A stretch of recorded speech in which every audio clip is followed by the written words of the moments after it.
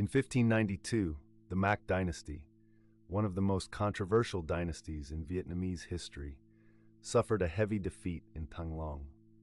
However, the story did not end there. They fled to the mountainous region of Cao Bang, where it seemed possible to re-establish their power, continuing for over 80 years after their fall in the capital.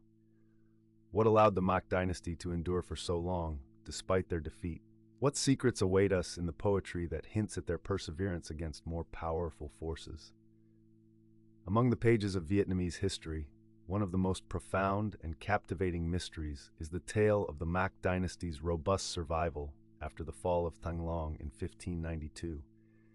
This chapter not only left its mark on Thang Long, but also stretched into the Cao Bang Mountains, where the Mac maintained some semblance of power for over 80 years post-defeat.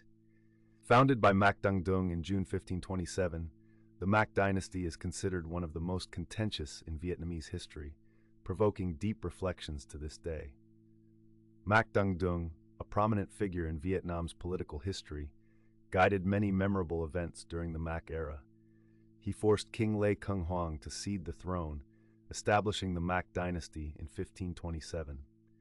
This marked the beginning of a power struggle between the Mac and the Lê, creating one of the most tumultuous periods in Vietnamese history known as the Southern-Northern Dynasties. Thus, the Lê dynasty was re-established in Ai Lao in 1533, ushering in an era of deep enmity between the two dynasties. The Mac faced several rulers over time, but the longest-serving was Mac Mo Hup, who reigned from 1562 until the dynasty's overthrow in 1592. This period witnessed the military consolidation of the Lê under the leadership of Trịnh Tùng, a renowned general who led his forces into Thang Long. In 1591, darkness began to descend upon Thang Long as Lê troops, commanded by Trịnh Tùng, advanced towards the capital. Mac Mo Hup had no choice but to abandon the capital and flee to Gia Lâm to command naval forces in an effort to protect his country. At the beginning of 1592, despite relentless fighting, defeat loomed for the Mac as in August of that year, a number of generals, including Bùi Văn Quế and Trần Bạch Niên, surrendered to the Lê, joining forces with Trịnh Tùng for the attack. By November 1592, with the Mac army sustaining heavy losses, defeat became imminent. Mac Mo Hup was forced to flee to Kim Than following a fierce battle in Thang Long. By the end of that year, after crowning his son Mac Tuan as the new ruler, panic began to set in. However, in December of that year, the Mac faced a tragic fate when Mac Mo Hup was captured and executed. This systemic collapse not only marked the end of the Mac Dynasty, but also highlighted the Lê's victory in the northern-southern conflict. Yet, the story does not conclude so simply. Despite their defeat in Thang Long, the question remains, why was the Mac Dynasty able to endure significantly in Cao Bang for such a long time? The answer lies deep within their policies, strategies, and methods of maintaining power in this mountainous region. Indeed, in 1623, the Mac seized control of Cao Bang, establishing a stronghold to rebuild their authority. This illustrates the Mac Dynasty's long-term vision and their refusal to entirely relinquish their power even after the loss in Thang Long. An intriguing aspect from this period is that the Mac were not merely a weak dynasty.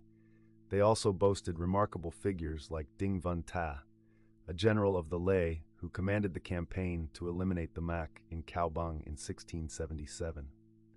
This event not only marked the end of the Mac Dynasty, but also stands as proof of the ongoing internal conflicts and contradictions within the political factions in Vietnamese history.